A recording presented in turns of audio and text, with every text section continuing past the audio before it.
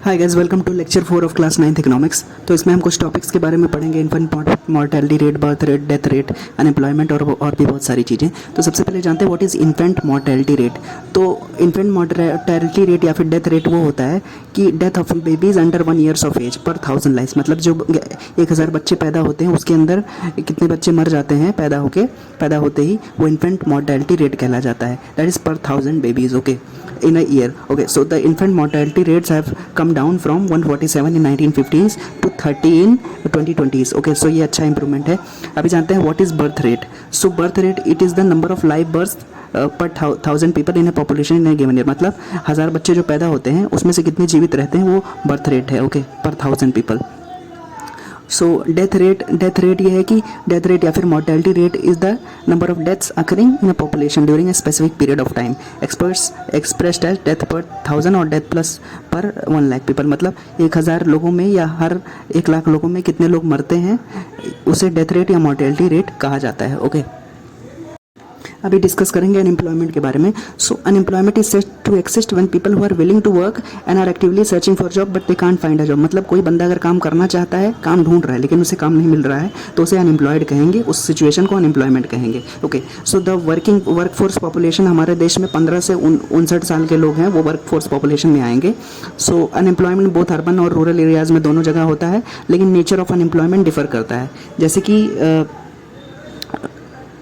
Rural areas में basically seasonal और disguised unemployment होता है और अर्बन एरियाज़ में एजुकेटेड अनएम्प्लॉयमेंट होता है। सीजनल एम्प्लॉयमेंट यानी कि सीजन वाइज, जैसे कभी जब खेती है तो काम है, खेती नहीं है तो काम नहीं है, ओके। डिस्गाइज्ड अनएम्प्लॉयमेंट वो होता है कि जहाँ जितने लोग की ज़रूरत है उससे ज़्यादा लोग काम कर रहे हैं खेतों में, तो डिस्गाइज्ड अनएम्प्लॉयमेंट है। अभी जानेंगे व्हाट इज़ एजुकेटेड अनएम्प्लॉयमेंट। तो many youth after matriculation 10th के बाद में या यूजी पीजी के बाद में, अंडर ग्रेजुएशन पीजी के बाद में they can't find a job, that is educated unemployment. So अभी जानते हैं what is impact of unemployment. So unemployed जो बंदा रहता है ना, that is wastage of man power. वो कुछ काम नहीं कर सकता, ग्रेट सोशल वेस्ट है, उसे फीलिंग ऑफ होपलेसनेस होती है कि ज़िंदगी बर्बाद हो गई।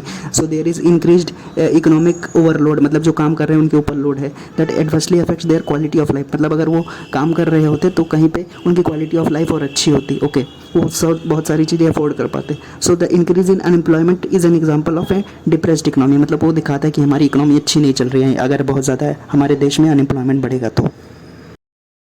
अभी देखेंगे who is an employed person. So जो बंदा काम करना चाहता है और उसे अपनी ज़रूरत के हिसाब से काम मिल रहा है तो वो एम्प्लॉयड है, वो सेटिस्फाइड है, okay. So an employed person is one who is willing to work and is getting the job according to his or her satisfaction. अभी देखेंगे एम्प्लॉयमेंट सिनेरियो हमारे देश में क्या चल रहा है। तो एग्रीकल्चर जैसे जानते हैं मोस्ट लेबर एब्जॉर्बिंग है, बहुत ज़्यादा लेबर की ज़रूरत होती है लेकिन उसमें पैसे बहुत कम जनरेट होते हैं, okay. So in the recent years there is decrease in population depending on agriculture. मतलब युवा बहुत ज़्यादा हैं, एग्रीकल्चर से भाग रहे हैं दूसरे सेक्टर्स में क्योंकि वहाँ पे डिस्गाइज्ड अनएम्प्लॉयमेंट है। डिस्गाइज्ड अनएम्प्लॉयमेंट मतलब जितने लोग की ज़रूरत है उससे ज़्यादा लोग काम कर रहे हैं खेत में। जैसे फैमिली के अंदर 8 लोग हैं, खेत में 5 लोग की ज़रूरत है लेकिन 3 लोग एक्स्ट्रा हैं, उनका कोई ज़रूरत नहीं है, कोई वैल्यू नहीं ऐड कर रहे हैं। So some of the labour has move to either secondary sector और टर्शियरी सेक्टर, क्योंकि प्राइमरी सेक्टर में इनकम नहीं है। और डिस्गाइज्ड अनएम्प्लॉयमेंट वो होता है कि persons employed but not adding any value.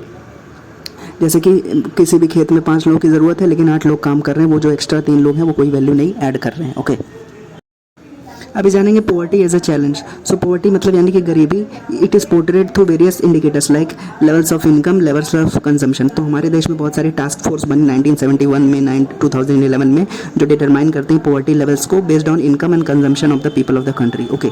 So and there are various social indicators like illiteracy levels, मतलब लोग पढ़े लिखे नहीं है, lack of resistance to diseases like malnutrition, lack of access to health care, lack of job opportunities, lack of safe drinking water, sanitation, ये सब नहीं है तो आप पुअर हैं, ओके। तो अब जानेंगे what is social exclusion. Exclusion जैसे मतलब किसी चीज़ को किसी को नहीं मिलती है ना तो वो एक्सक्लूडेड होते हैं। तो social exclusion is a process through which individuals और groups are excluded from benefits that other enjoy. मतलब कुछ ऐसे लोग हैं जिनको बेनिफिट्स मिल रही है और आपको सेम बेनिफिट्स नहीं मिल रही है तो सोशल एक्सक्लूजन कहा जाता है। जैसे पुराने ज़माने में देखा जाता था ना कि कुओं से पानी नहीं लिया देने जाता था और मंदिरों में नहीं जा सकते, तो वो कास्ट सिस्टम की होता था, वो कास्ट सिस्टम की वजह से होता था। तो इसी तरीके से वो लोग सोशली एक्सक्लूडेड थे कुछ सर्विसेज से जो अदर लोग इंजॉय करते थे, बहुत लोग इंजॉय करते थे। तो ये एक एग्जांपल है सोशल एक्सक्लूजन का। अब जानेंगे व्हाट इज़ वल्नरेबिलिटी। वल्नरेबिलिटी मतलब कोई कितना प्रोन है डिसास्टर के।